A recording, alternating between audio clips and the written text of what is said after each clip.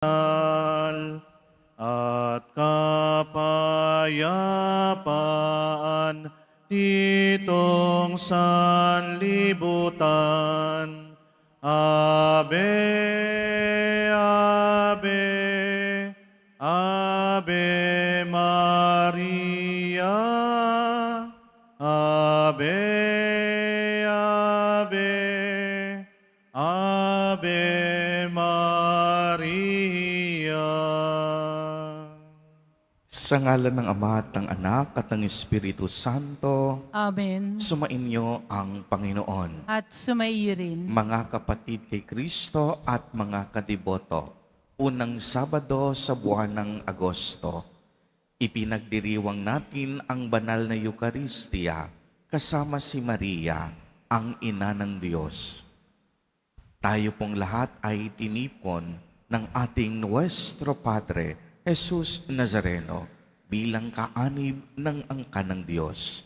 Tinipon niya ang bawat isa sa atin sapagkat mahal niya tayo. Kaya dumulog po tayo sa ating maawaing Panginoon na nagpapatawad ng lubos. Sinugong tagapagpagaling sa mga nagsisisi. Panginoon, kaawaan mo kami. Panginoon, kaawaan mo kami. Dumating na tagapag-anyayang mga makasalanan ay magsisi. Kristo, kaawaan mo kami. Kristo, kaawaan mo kami. Nakaluklok ka sa kanan ng Diyos Ama para ipamagitan kami. Panginoon, kaawaan mo kami. Panginoon, kaawaan mo kami. Kaawaan tayo ng makapangyarihang Diyos. Patawarin tayo sa ating mga kasalanan at patnubayan tayo sa buhay na walang hanggan. Amen. Manalangin tayo. Ama naming makapangyarihan, ipagkaloob mong kami magkamit kailanman ng kalusugan at kagalingan sa aming katawan at kalooban, pakundangan sa pagdalangin ng laging birheng si Santa Mariang Mahal, kami naway mahango sa hapi sa kasalukuyan at makinabang sa kaluwalhatiang walang katapusan sa pamamagitan ni Jesucristo kasama ng Espiritu Santo magpa sa walang hanggan. Amen. Magsiupo muna po ang lahat.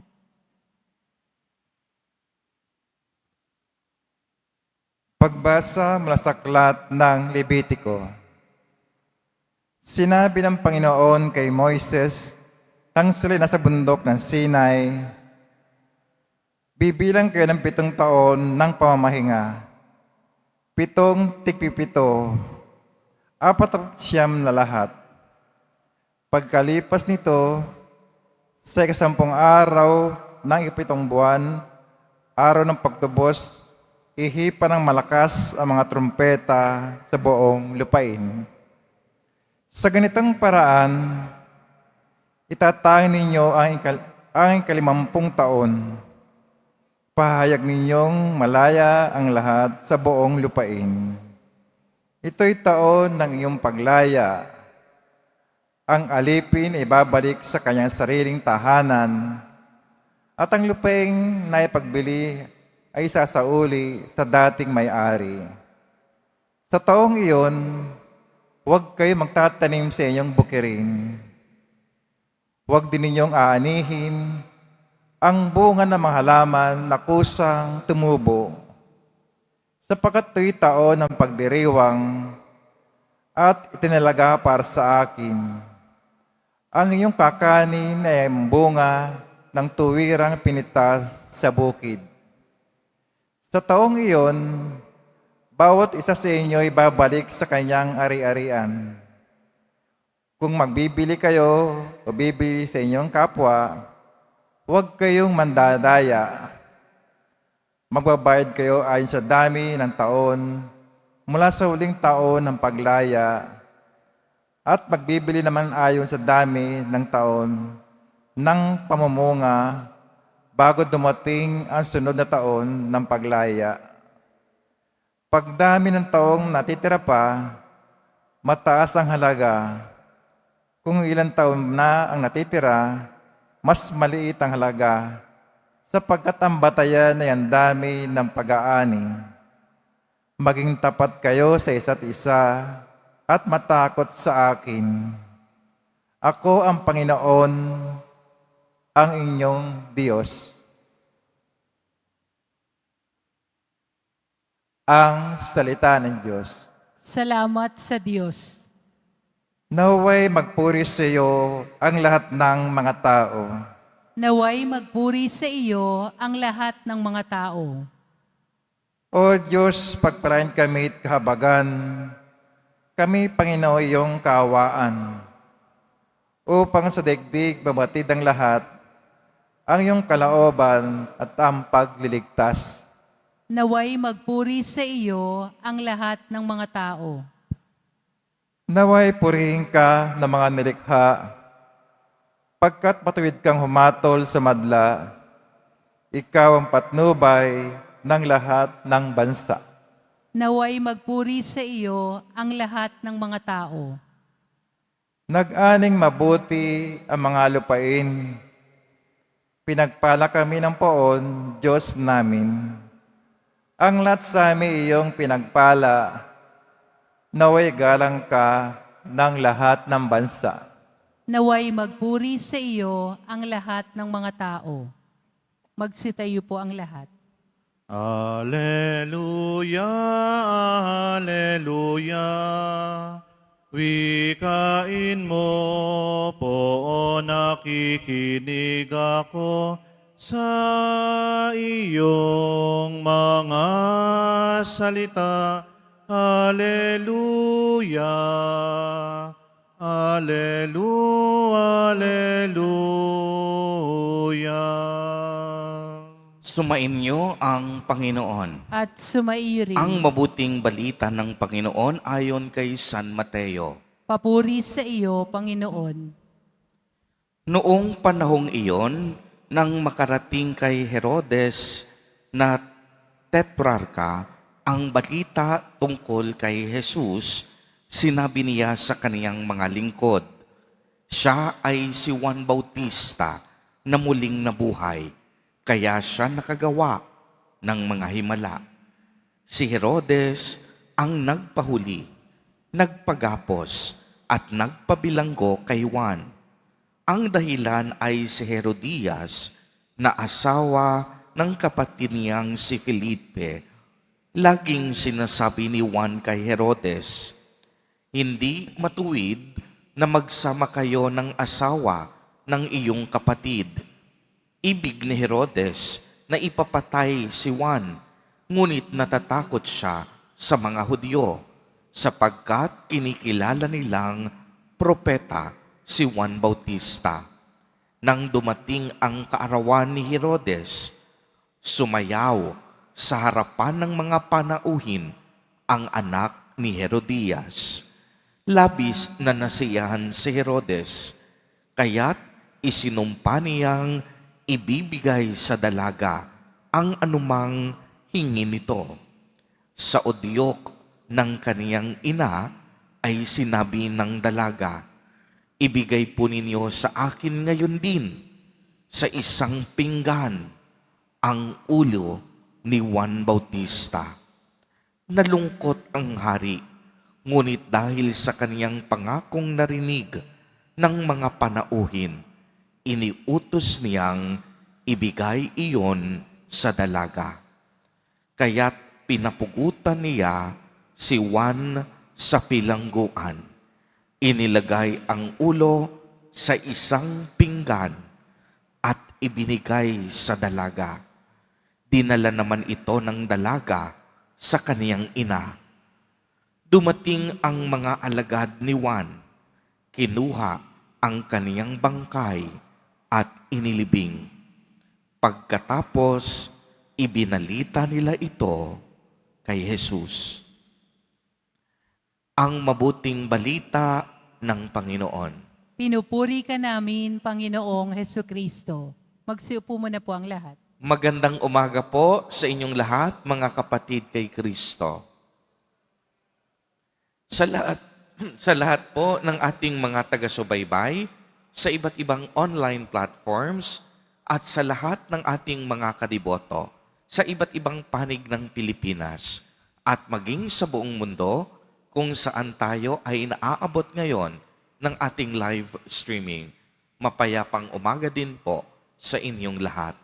Purihin at dakilain natin ang ating Panginoon, ang mahal na poong Jesus Nazareno.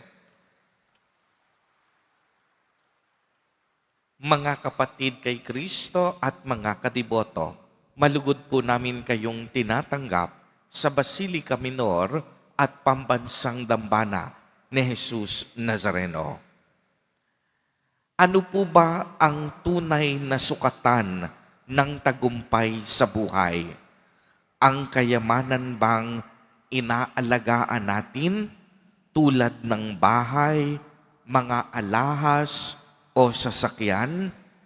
Masasabi bang matagumpay ka na kung nakapagtapos ka ng iyong pag-aaral at maganda ang iyong propesyon sa buhay? Matagumpay ba kung napuntahan at nalibot mo na ang iba't ibang panig sa daigdig?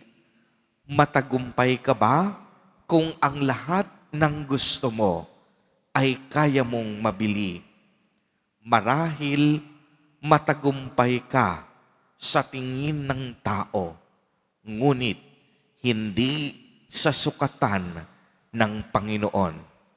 Dahil iba-iba ang pagtanaw ng tao, ngunit iisa lamang ang pagtanaw ng Diyos, ang kabutihan at kagandahan ng ating mga puso. Tayong mga tao kalimitan, mabilis manghusga. Karamihan yung iba sa atin, nais ibaba ang ibang tao sa kanilang tagumpay at nais iangat ang kanilang mga sarili. Mabilis nating makita ang kahinaan at kapintasan ng iba, samantalang ang ating sariling kakulangan, kalimitan, hindi natin nakikita. Kaya minsan, kung ano ang mga hadlang sa atin, ito ay ating inaalis. Ganito po ang nangyari sa ating ebanghelyo. Dahil sa labis na pagkainggit, narinig natin ang mapait na kamatayan ni San Juan Bautista. Sa kaarawan ni Herodes, nagtanghal ng sayaw ang anak ni Herodias na si Salome. Pagkatapos, ipinagkaloob ng hari sa kanya, natuto pa rin kung anuman ang kanyang hihilingin. Dahil sa udyok at kautusan ng ina, hiniling niya ang ulo ni Juan Bautista sa isang pinggan. Kaya inuutos niya sa isang bantay na pugutan ang ulo ng mangangaral at pagkatapos inilagay nga ito sa plato at ibinigay sa dalaga. Para kina Herodes, Herodias, Salome at sa ina nito, ang kamatayan ni Juan Bautista ay isang malaking tagumpay para sa kanila. Ngunit ang hindi nila alam, ito po ay napakalaking kasalanan at pagkukulang sa Diyos. Ang inakala nilang pagkabiko ni San Juan Bautista ay isa namang tunay na tagumpay para sa mga ngaral. Para kay Juan Bautista, ang tunay na tagumpay ay maihandog mo ang iyong sarili sa ngalan ng pag-ibig, pananampalataya at paglilingkod sa Diyos. Uulitin ko po, para kay San Juan Bautista, ang tunay na tagumpay ay maihandog mo ang iyong sarili sa ngalan ng pag-ibig, pananampalataya at paglilingkod sa Diyos. Kung sa tingin ng tao, ang kaniyang kamatayan ay isang kalunos-lunos na pagkabigo, para sa kaniya, ito ay isang dakilang kamatayan, sapagkat ang kaniyang kamatayan ay pag-aalay ng kaniyang sarili bilang tanda ng kaniyang katapatan sa ating Panginoon. Isinugo si Juan Bautista upang ihanda ang pagdating ng Panginoon. Siya ay nagbinyag bilang tanda ng pakikipagkaisa at pakikipag-ugnayan sa Diyos. Si Juan Bautista ay may mabuting kalooban at punong-puno ng pagpapakumbaba. Hindi mahalaga sa kaniya ang pansariling karangalan. Hindi mahalaga sa kanya ang mga papuri ng tao. Ang mahalaga sa kanya, makilala ng tao ang tunay na liwanag. At yan ay walang iba kung hindi ang ating tagapagligtas, si Jesus Nazareno. Kaya naman, hanggang sa malupit na kamatayan ni Juan, ay hindi nawala sa kanya ang pananampalataya at pagkapit sa Diyos. Hindi siya tumigil na ipahayag ang katotohanan kahit buhay, kahit ulo niya ang kapalit. Ito ay isang pag-aalay na kahit sa kanyang kahuli-hulihang hininga, hindi siya bumitaw sa Diyos. Kumapit siya hanggang sa pinakahuling hininga ng kanyang buhay. Mga kapatid kay Kristo at mga kadiboto, isang napakagandang hamon ng Ebanghelyo sa ating lahat. Tulad ng panawagan ni San Juan Bautista, magbago sana tayong lahat. Hindi bukas, hindi sa isang araw, hindi sa isang linggo, hindi sa isang buwan. Ang panawagan ay ngayon na. Amen. Purihin at dakilain natin ang ating Panginoon, ang mahal na poong Jesus Nazareno. Magsitayo po ang lahat.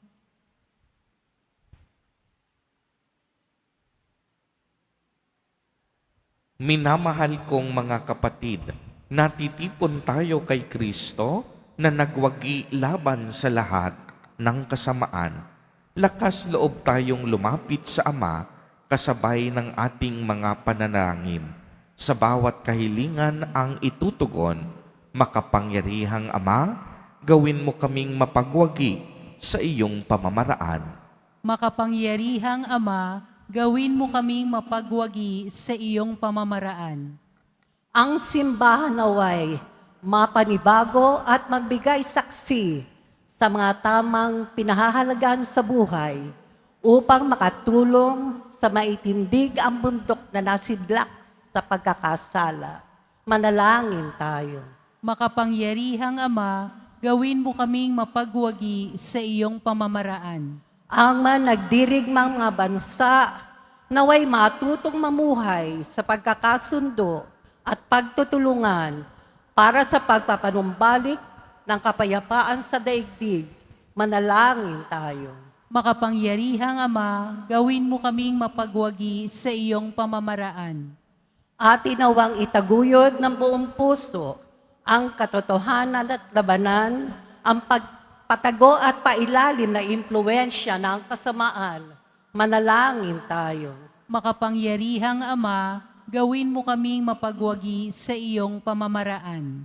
Ang mga may sakit, naway tumanggap ng kasiyahan ng pag-ibig ng Diyos mula sa mga taong kumakalinga sa kanila. Manalangin tayo. Makapangyarihang Ama, gawin mo kaming mapagwagi sa iyong pamamaraan. Ang mga tapat na yumao, naway makarating sa pangakong walang hanggang tahanan. Manalangin tayo. Makapangyarihang Ama, gawin mo kaming mapagwagi sa iyong pamamaraan. Isama po natin sa ating mga panalangin ang mga kapatid at kadiboto natin na nagdiriwang ng kanilang kaarawan sa araw na ito, ang mga mag-asawang nagdiriwang ng anibersaryo ng kanilang mga kasal, ang mga kamag-anak at kaibigan natin na may sakit at may malubhang karamdaman, gayon din ang mga pamilyang nagugutom at walang makain. Naway ingatan, patnubayan at basbasan silang lagi ni Jesus Nazareno. Manalangin tayo. Makapangyarihang Ama, gawin mo kaming mapagwagi sa iyong pamamaraan. Makapangyarihang Diyos at Ama, habang itinataas namin sa iyo ang aming mga panalangin, nagpapasalamat kami sa iyong anak na siyang lumupig sa kasalanan at kamatayan. Siya na nabubuhay at naghahari kasama mo at ng Espiritu Santo magpa sa walang hanggan. Amen. Magsiupo muna po ang lahat.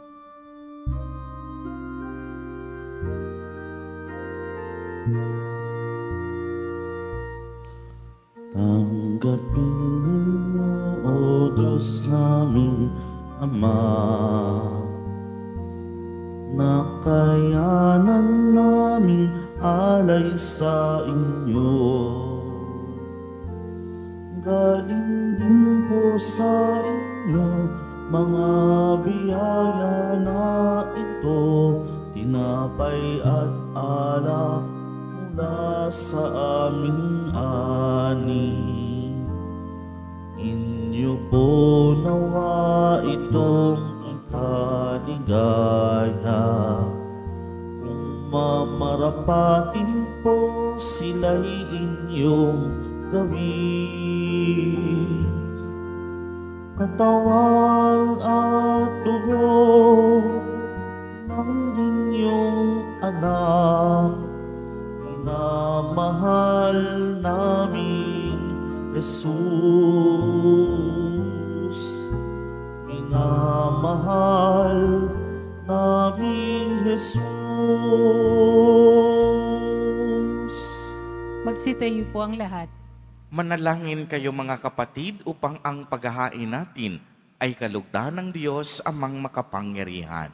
Tanggapin nawa ng Panginoon itong paghahain sa iyong mga kamay sa kapurihan niya at karangalan sa ating kapakinabangan at sa buong sambayanan niyang banal. Ama naming lumikha, ang iyong nagkatawang taong anak ay tumulong nawa sa aming ginagawa upang siya na inuluwal ni Maria nang hindi bumawas, kung hindi lalo pang nagpaganap sa pagkabirhen, ay magpagindapat na kalugdan mo ang aming paghahain sa ikapagpapatawad ng mga kasalanan, sapagkat siya ang Panginoong kasama mo at ng Espiritu Santo magpa sa walang hanggan. Amen. Sumainyo ang Panginoon. At sumaiyo rin. Itaas sa Diyos ang inyong puso at diwa. Itinaas na namin sa Panginoon. Pasalamatan natin ang Panginoong ating Diyos. Marapat na siya ay pasalamatan. Ama naming makapangyarihan,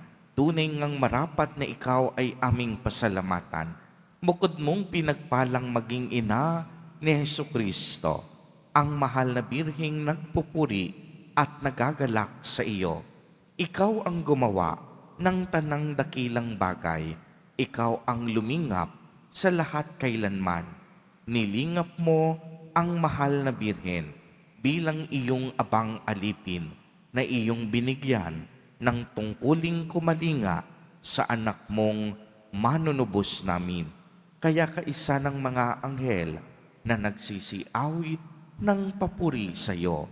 nang walang humpay sa kalangitan, kami nagbubuni sa iyong kadakilaan. Santo, Santo, Santo, Panginoong Diyos ng mga hukbo, napupuno ang langit at lupa ng kadakilaan mo, o sana sa kaitaasan. Pinagpala ang naparirito sa ngalan ng Panginoon, o sana sa kaitaasan. Magsilhod po ang lahat. Ama naming banal, ikaw ang bukal ng tanang kabanalan. Kaya't sa pamamagitan ng iyong Espiritu, ay gawin mo pong banal ang mga kaloob na ito upang para sa amin ay maging katawan at dugo ng aming Panginoong Jesucristo. Bago niya pinagtiis ang kusang loob na maging handog, hinawakan niya ang tinapay, pinasalamatan kaniya, pinagati-hati niya iyon, iniabot sa kaniyang mga alagad at sinabi, "Tanggapin ninyong lahat ito at kanin.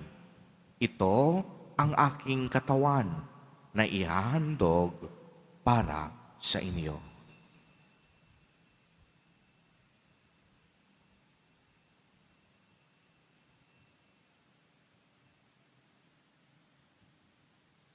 Gayon din naman noong matapos ang hapunan, hinawakan niya ang kalis.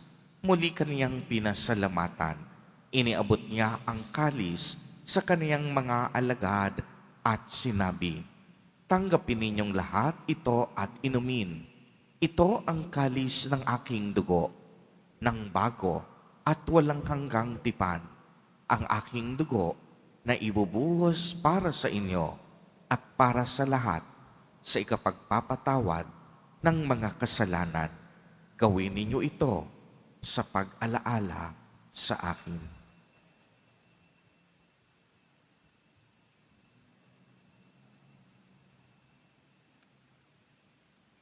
Magsitayo po ang lahat. Ang misteryo ng pananampalataya. Si Kristo'y namatay, si Kristo'y nabuhay, si Kristo'y babalik sa wakas ng panahon. Ama, ginagawa po namin ngayon ang pag-alaala sa pagkamatay at muling pagkabuhay ng iyong anak. Kaya't iniaalay namin sa iyo ang tinapay na nagbibigay buhay at ang kalis na nagkakaloob ng kaligtasan. Kami po'y nagpapasalamat dahil kami iyong minarapat na tumayo sa harap mo para maglingkod sa iyo. Isinasamo namin na kaming magsasalo-salo sa katawan at dugo ni Kristo ay mabuklod sa pagkakaisa sa pamamagitan ng Espiritu Santo. Ama, lingapin mo ang iyong simbahang laganap sa buong daigdig. Puspusin mo kami sa pag-ibig kay isa ni Leon na aming Papa at ni Jose na aming Obispo at ng Tanang Kaparian. Alalahanin mo rin ang mga kapatid naming nahimlay nang may pag-asang sila'y muling mabubuhay, gayon din ang lahat ng mga pumanaw. Kaawaan mo po sila at patuloyin sa iyong kaliwanagan.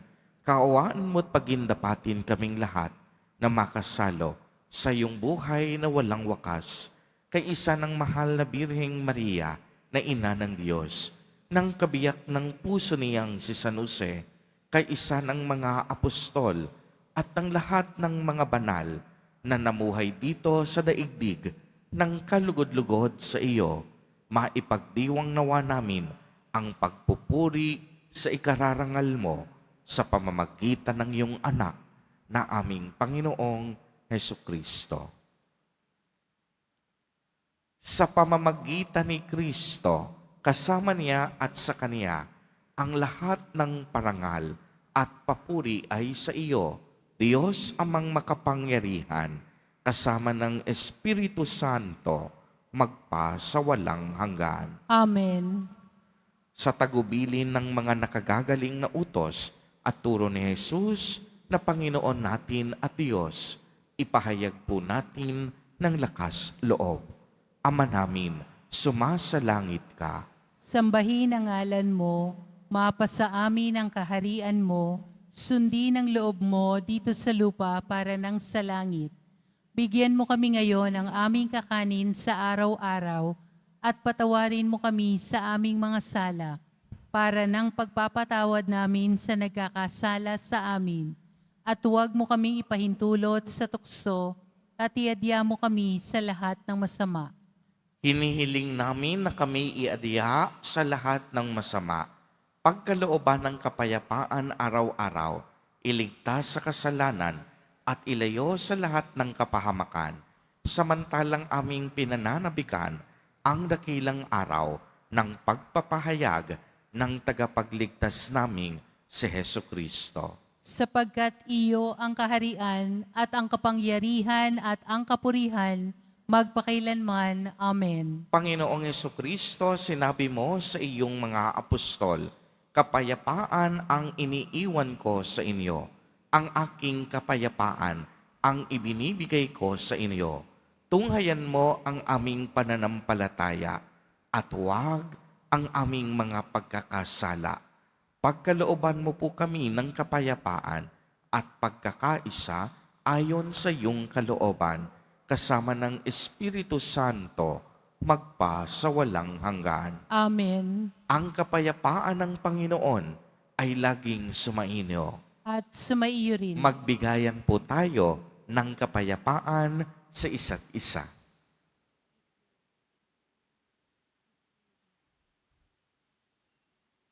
Kordero ng Diyos na nag-aalis ng mga kasalanan ng sanlibutan, maawa ka sa amin. Kordero ng Diyos na nag-aalis ng mga kasalanan ng sanlibutan, maawa ka sa amin. Kordero ng Diyos na nag-aalis ng mga kasalanan ng sanlibutan, ipagkaloob mo sa amin ang kapayapaan. Magsiluhod po ang lahat.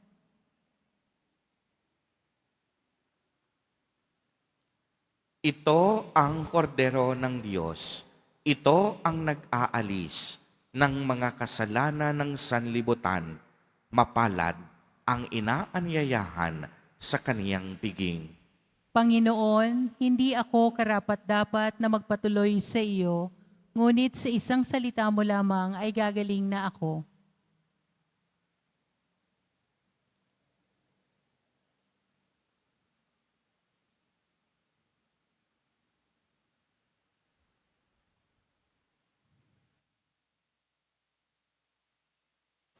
Para sa lahat ng tatanggap ng banal na komunyon, sasagot po tayo ng amen. Pagkasabi ng pari o ng lay minister ng katawan ni Kristo, at isubo agad sa bibig bago umalis sa harapan ng pari o lay minister. Sumunod po tayo.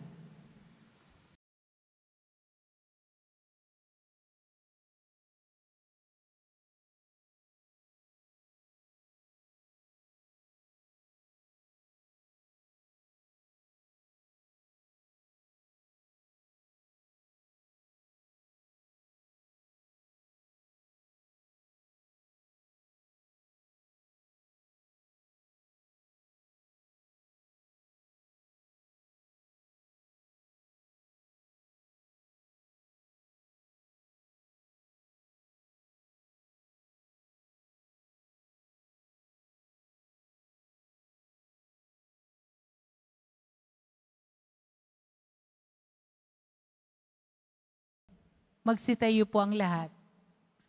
Manalangin tayo.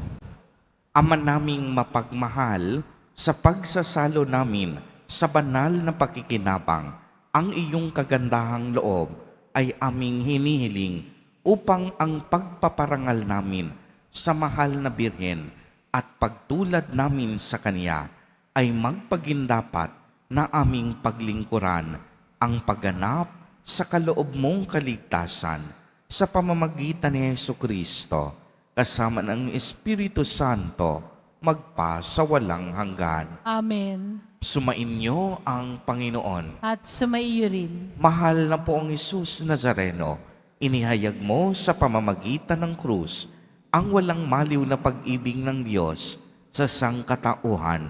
Pakinggan mo ang kahilingan, lalo na para sa nangangailangan ng iyong tulong at awa.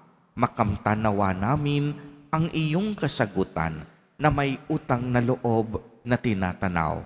Basbasan din po ninyo itong mga imahen, panyo at dasalan upang lalo kaming manalangin at magtiwala. Sa pamamagitan ng bendisyon na ito, naway lalo kaming maging mapaglingkod, masunurin at tapat sa iyo na aming maluwalhating Panginoon, magpa sa walang hanggan. Amen. At pagpalain po kayong lahat at ng inyong buong pamilya ng makapangyarihang Diyos, Ama, Anak, at Espiritu Santo. Amen. Humayo kayong taglay ang pag-ibig at kapayapaan ng Poong Jesus Nazareno. Salamat sa Diyos.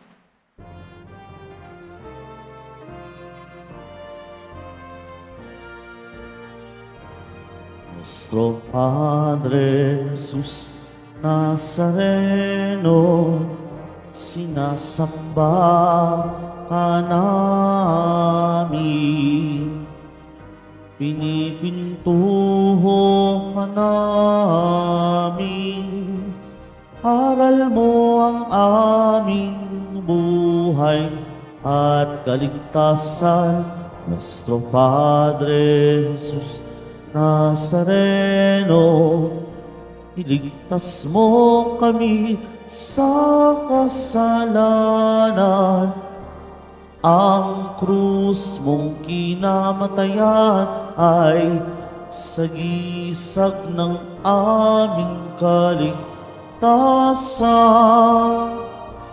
Nuestro Padre Jesus Nazareno, dinarangal ka namin. Nuestro Padre Jesus Nazareno, inulwalhati ka namin. Nuestro Padre Jesus Nazareno, dinarangal ka namin. Nuestro Padre Jesus Nazareno, ilulwalhati ka namin.